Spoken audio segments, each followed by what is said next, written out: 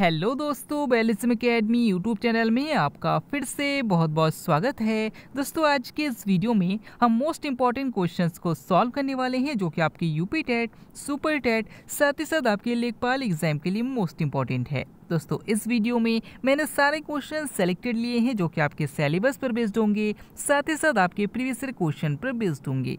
तो वीडियो को ध्यान से देखिएगा और वीडियो के लास्ट मुझे जरूर बताइएगा कि आज के इस वीडियो में आपके कितने क्वेश्चन सही हुए। तो बिना देरी करते हुए चलिए शुरू करते हैं सबसे पहले क्वेश्चन से। सबसे पहला क्वेश्चन है, वायु प्रदूषण की माप किसके द्वारा की जाती है? ऑप्शन आपके सामने PPM, option B RPM, option C BOD या फिर ऑप्शन डी ओसीआर। इसका सही आंसर हो जाएगा ऑप्शन ए पीपीएम। दोस्तों, याद रखिएगा कि वायु प्रदूषण की जो माप की जाती है वो पीपीएम के माध्यम से की जाती है। यानी कि अगर आपसे क्वेश्चन पूछा जाता है कि वायु प्रदूषण मापने की इकाई कौन सी है तो याद रखिएगा पीपीएम है। अगर आपसे पूछा जाता है कि पीपीएम का फुल फॉर्म क्या है तो याद रखिएगा पार्ट्स पर मिलियन है। अगर आपसे पूछा जाता है कि जल प्रदूषण की माप किसके द्वारा की जाती है तो याद रखिएगा बीओडी के माध्यम से की जाती है और बीओडी का फुल फॉर्म होता है बायोलॉजिकल ऑक्सीजन डिमांड। अगला क्वेश्चन, नेक्स्ट क्वेश्चन है, विटामिन बी1 की कमी से कौन सा रोग हो जाता है? ऑप्शन आपके सामने पेलाग्रा, ऑप्शन में night blindness, option C beriberi या फिर ऑप्शन डी स्कर्वी। इसका सही आंसर हो जाएगा ऑप्शन सी बेरी बेरी। दोस्तों, याद रखिएगा कि विटामिन बी1 की कमी से बेरी बेरी रोग हो जाता है। अगर आपसे पूछा जाता है कि किस विटामिन में कोबाल्ट पाया जाता है तो याद रखिएगा कि विटामिन बी12 में कोबाल्ट पाया जाता है। अगर आपसे पूछा जाता है कि किस विटामिन की कमी से जो जवान लोग हैं उनके भी बाल सफ़ेद होने लगते हैं तो याद रखिएगा विटामिन बी3 की कमी से बाल सफ़ेद होने लगते हैं। अगला क्वेश्चन, संवैधानिक सलाहकार कौन थे? यानी कि आपको बताना है कि भारतीय संविधान सभा के संवैधानिक सलाहकार कौन थे। ऑप्शन आपके सामने हैं doctor Bhimrao Ambedkar, option B K M Munshi, option C B N Rao या फिर ऑप्शन डी सरदार पटेल।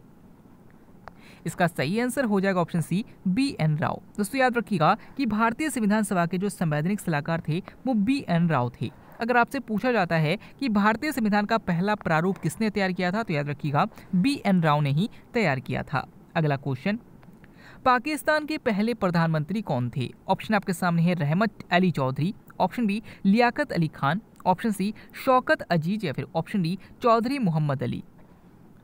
इसका सही आंसर हो जाएगा ऑप्शन बी लियाकत अली खान। दोस्तों, याद रखिएगा कि पाकिस्तान के पहले प्रधानमंत्री लियाकत अली खान थे। अगर आपसे पूछा जाता है कि पाकिस्तान शब्द का पहली बार प्रयोग किसने किया था तो याद रखिएगा चौधरी रहमत अली ने किया था। अगला क्वेश्चन, पद्मा नदी किस देश में बहती है? ऑप्शन आपके सामने Bhutan, option B Bangladesh, option C चीन या फिर ऑप्शन डी अफगानिस्तान।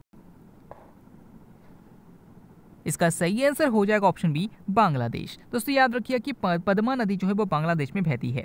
याद रखिएगा कि जो भारत की गंगा नदी है जब ये बांग्लादेश में प्रवेश करती है तो इसे पद्मा नदी के नाम से जाना जाता है। तो अगर आपसे पूछा जाता है कि किस नदी को बांग्लादेश में पद्मा नदी के नाम से जाना जाता है तो याद रखिएगा गंगा नदी को जाना जाता है। अगर आपसे पूछा जाता है कि किस नदी को बांग्लादेश में जमुना के नाम से जाना जाता है तो याद रखिएगा ब्रह्मपुत्र नदी को जाना जाता है। अगला क्वेश्चन, राष्ट्रपति ने अब तक कितनी बार राष्ट्रीय आपातकाल की घोषणा की है? ऑप्शन आपके सामने एक बार, ऑप्शन बी 2 बार, ऑप्शन सी 3 बार या फिर ऑप्शन डी 4 बार। इसका सही आंसर हो जाएगा ऑप्शन सी 3 बार। दोस्तों, याद रखिए कि भारतीय संविधान के भाग 18 में आपातकाल की व्यवस्था दी गई है और इसमें 3 अनुच्छेद इंपॉर्टेंट है। अनुच्छेद 352 जिसमें राष्ट्रीय आपातकाल की बात की गई है, अनुच्छेद 356 जिसमें राष्ट्रपति शासन की बात की गई है और अनुच्छेद 360 जिसमें वित्तीय आपातकाल के बारे में दिया गया है। याद रखिएगा कि अनुच्छेद 352 में राष्ट्रीय आपातकाल का वर्णन है और इसके तहत भारत में अब तक 3 बार राष्ट्रीय आपातकाल लागू हो चुका है। 1962 में भारत चीन युद्ध, 1971 में भारत पाक युद्ध और 1975 में आंतरिक असंतोष। तो याद रखिएगा कि भारत में अब तक 3 बार राष्ट्रीय आपातकाल लागू हो चुका है।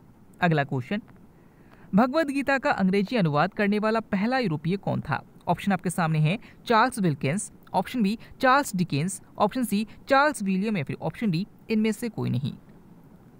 इसका सही आंसर हो जाएगा ऑप्शन ए चार्ल्स विल्किंस। दोस्तों, याद रखिए कि भगवद गीता का अंग्रेजी में अनुवाद करने वाला जो पहला यूरोपियन था वो चार्ल्स विल्किंस था। अगर आपसे पूछा जाता है कि किस ग्रंथ को जय संहिता कहा जाता है तो याद रखिएगा कि महाभारत को जय संहिता के नाम से भी जाना जाता है। अगला क्वेश्चन, भारतीय झंडे को कब अपनाया गया था? ऑप्शन आपके सामने हैं 24 जनवरी 1950, ऑप्शन बी 26 नवंबर 1949, ऑप्शन सी 22 जुलाई 1947 या फिर ऑप्शन डी 14 सितंबर 1949।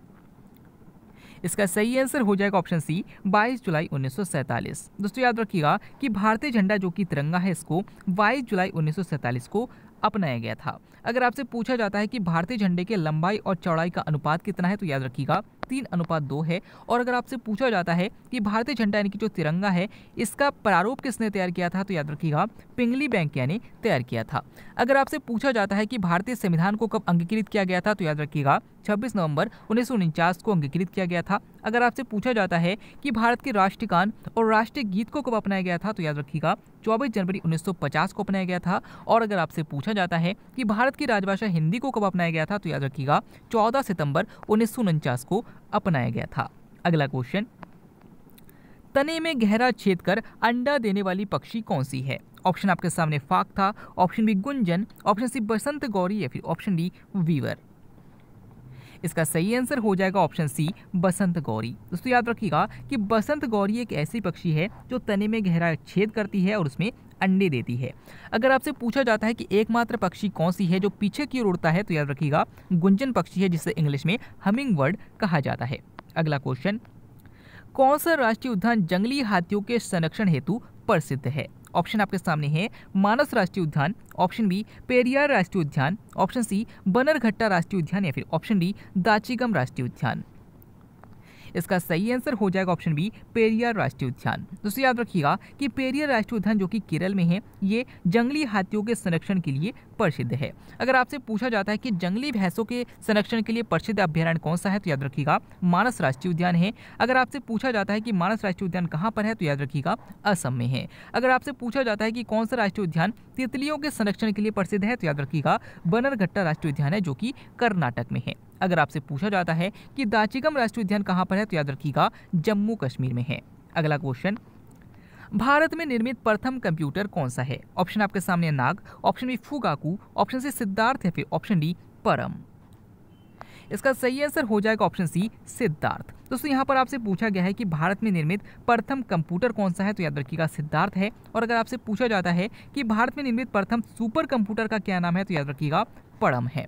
अगला क्वेश्चन, 0 डिग्री अक्षांश और 0 डिग्री देशांतर एक दूसरे को किस महासागर में काटते हैं? ऑप्शन आपके सामने है प्रशांत महासागर, ऑप्शन बी अटलांटिक महासागर, ऑप्शन सी हिंद महासागर या फिर ऑप्शन डी इनमें से कोई नहीं।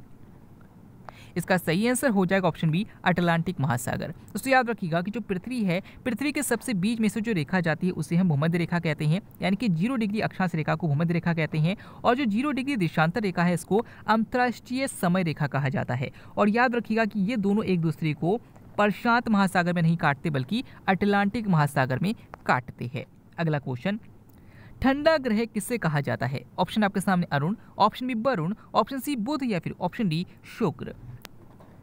इसका सही आंसर हो जाएगा ऑप्शन ए अरुण। दोस्तों याद रखिएगा कि जो अरुण ग्रह है इसको ठंडा ग्रह कहा जाता है और इसी को लेटा हुआ ग्रह भी कहा जाता है। अगर आपसे पूछा जाता है कि किस ग्रह को हरा ग्रह कहा जाता है तो याद रखिएगा वरुण ग्रह को कहा जाता है। अगला क्वेश्चन, एगमार्क एक्ट कब प्रभावी हुआ? ऑप्शन आपके सामने 1993, ऑप्शन बी 1937, ऑप्शन सी 1985 या फिर ऑप्शन डी 1992। इसका सही आंसर हो जाएगा ऑप्शन बी 1937। दोस्तों याद रखिएगा कि एग मार्क जो होता है वो बस्तियों को गुणवत्ता को दर्शाता है और याद रखिएगा कि ये एक्ट 1937 में प्रभावी हुआ था। अगर आपसे पूछा जाता है कि गंगा एक्शन प्लान कब प्रभावी हुआ तो याद रखिएगा 1985 में प्रभावी हुआ। अगर आपसे पूछा जाता है कि प्रोजेक्ट एलिफेंट कब आया था तो याद रखिएगा 1992 में आया था। और अगर आपसे पूछा जाता है कि यमुना एक्शन प्लान कब प्रभावी हुआ तो याद रखिएगा 1993 में प्रभावी हुआ था। अगला क्वेश्चन, भारतीय पारिस्थितिकी जनक कौन है? ऑप्शन आपके सामने है जगदीश बसु, ऑप्शन बी रामदेव मिश्र, ऑप्शन सी सीवी रमन या फिर ऑप्शन डी MS स्वामीनाथन। इसका सही आंसर हो जाएगा option A option B Ramdev Mishra. दोस्तों याद रखिएगा कि भारतीय पारिस्थितिकी जो जनक थे वो रामदेव मिश्र थे। अगला क्वेश्चन, भारत की सबसे बड़ी आर्द्र भूमि कौन सी है? ऑप्शन आपके सामने Vembanad, option B Renuka, option C Loktak या फिर ऑप्शन डी कलिवेली। इसका सही आंसर हो जाएगा ऑप्शन ए बेम्बानद। दोस्तों याद रखिएगा कि जो बेम्बानद आर्द्र भूमि है यह केरल में है और याद रखिएगा कि यह भारत की सबसे बड़ी आर्द्र भूमि है। अगर आपसे पूछा जाता है कि भारत की सबसे छोटी आर्द्र भूमि कौन सी है तो याद रखिएगा रेणुका आर्द्र भूमि है। अगर आपसे पूछा जाता है कि कलिबुली आर्द्र भूमि कहाँ पर है तो याद रखिएगा तमिलनाडु में है। अगला क्वेश्चन, चेरनोबिल परमाणु आपदा कहाँ की घटना है? ऑप्शन आपके सामने Ukraine, option B Bharat, option C Tokyo या फिर ऑप्शन डी लियोन्स। इसका सही आंसर हो जाएगा ऑप्शन ए यूक्रेन। दोस्तों याद रखिएगा कि जो चेरनोबिल परमाणु घटना है ये 1986 में यूक्रेन में होने वाली घटना है। जिस प्रकार से हमारे इंडिया में 1984 में भोपाल गैस त्रासदी की घटना हुई थी, उसी प्रकार से 1986 में भी यूक्रेन में एक घटना हुई थी जो कि रेडियो एक्टिव किरणों की वजह से हुई थी। अगला क्वेश्चन, भारतीय मौसम विज्ञान विभाग कहाँ स्थित है? ऑप्शन आपके सामने है Karnal, option B Cuttack, option C Faridabad या फिर ऑप्शन डी नई दिल्ली। इसका सही आंसर हो जाएगा ऑप्शन डी नई दिल्ली। दोस्तों याद रखिएगा कि भारतीय मौसम विज्ञान विभाग जो स्थित है वो नई दिल्ली में स्थित है। अगला क्वेश्चन, किस आंदोलन को पश्चिमी घाट के सुरक्षा के लिए चलाया गया? ऑप्शन आपके सामने है वांडुंग आंदोलन, ऑप्शन बी नर्मदा बचाओ आंदोलन, ऑप्शन सी एपिको आंदोलन या फिर ऑप्शन डी चिपको आंदोलन। इसका सही आंसर हो जाएगा ऑप्शन सी चिपको आंदोलन। दोस्तों याद रखिएगा कि चिपको एपिको आंदोलन जो है वो कर्नाटक में चलाया गया था, और याद रखिएगा कि जो एपिको आंदोलन है ये पश्चिमी घाट की सुरक्षा के लिए चलाया गया था। अगर आपसे पूछा जाता है कि एपिको आंदोलन के नेतृत्वकर्ता कौन थे, तो याद रखिएगा पांडुरंग हेगड़े थे। अगला क्वेश्चन, किस सम्मेलन में 5 जून को विश्व पर्यावरण दिवस घोषित किया गया? ऑप्शन आपके सामने है रामसर सम्मेलन, ऑप्शन बी क्योटो सम्मेलन, ऑप्शन सी स्टॉकहोम सम्मेलन या फिर ऑप्शन डी मॉन्ट्रियल सम्मेलन। इसका सही आंसर हो जाएगा ऑप्शन सी स्टॉकहोम सम्मेलन। दोस्तों याद रखिएगा कि स्टॉकहोम सम्मेलन जो हुआ था वो 1972 में हुआ था, और याद रखिएगा कि इसी में निर्धारित किया गया था कि प्रत्येक वर्ष 5 जून को विश्व पर्यावरण दिवस के रूप में मनाया जाएगा। अगला क्वेश्चन, नर्मदा बचाओ आंदोलन से संबंधित व्यक्तित्व कौन है? ऑप्शन आपके सामने है Gaura Devi, option B Medha Patkar, option C Salim Ali या फिर ऑप्शन डी सुंदरलाल बहुगुणा। इसका सही आंसर हो जाएगा ऑप्शन बी मेधा पाटकर। दोस्तों याद रखिएगा कि नर्मदा बचाओ आंदोलन से संबंधित जो व्यक्तित्व है वो मेधा पाटकर है। अगर आपसे पूछा जाता है कि सलीम अली को क्या कहा जाता है, तो याद रखिएगा भारत का पक्षी पुरुष कहा जाता है। और याद रखिएगा कि जो गौरा देवी है और जो सुंदरलाल बहुगुणा है ये चिपको आंदोलन से संबंधित है। अगला क्वेश्चन, राष्ट्रीय हरित प्राधिकरण की स्थापना कब की गई? ऑप्शन आपके सामने 1992, ऑप्शन 1971, ऑप्शन सी 2010 या फिर ऑप्शन डी 2006।